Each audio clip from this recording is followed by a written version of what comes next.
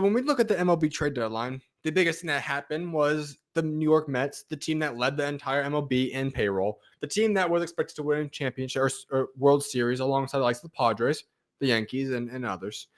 They blew up the entire team. The team was well under 500. The team was not very successful.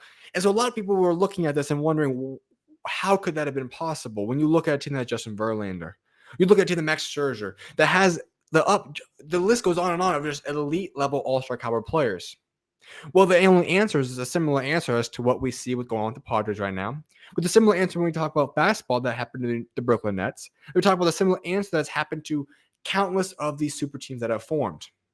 Every sport has these, and every sport has an owner that says, you know what, I'm going to open up my book and I'm going to go pay all this money to go land a team out of free agency or out of trades or whatever it might be. Now, that might look good, but the problem is this. If you were able to have a team with no holes and you had to star players all over and your owner was capable of paying that much money, could that work to win a championship, a World Series, a Super Bowl, whatever it might be? I believe so. The fact of the matter is that when we put these teams together, there is a thing called salary cap, and there is a certain limit that an owner will draw the line and say, okay, I cannot spend any more money. And when that line is drawn, either by the league or by an owner, you're going to be left with holes on your team. And those holes will create a team that is unbalanced and will cause losses down the road and cannot be sustainable.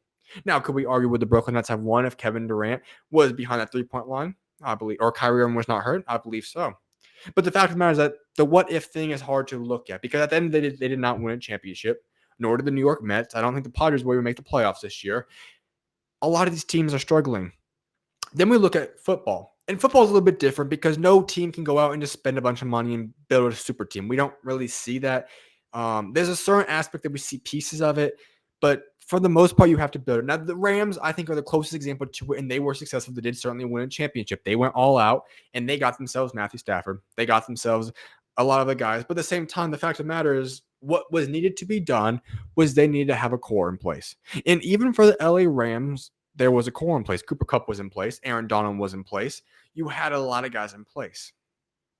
So the fact of the matter is, can you build a team without it being built from the ground up? It is possible. But if you have holes, it will not be possible. It depends on how much money you can or an owner will be willing to spend.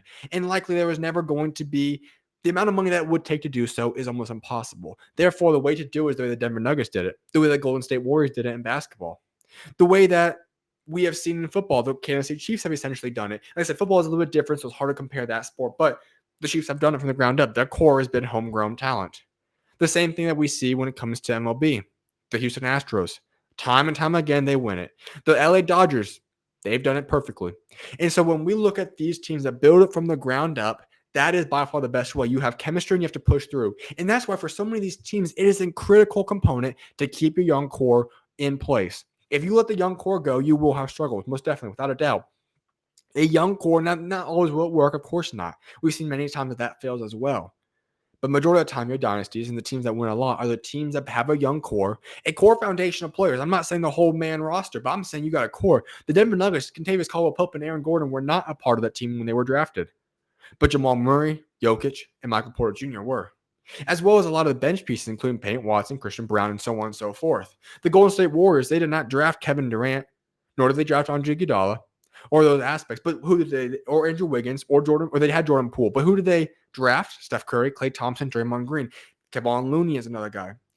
Drafting and building your team from the ground up and building a core is the way to go. And that will, majority of the time, that will be what ends up resulting in a championship for your team.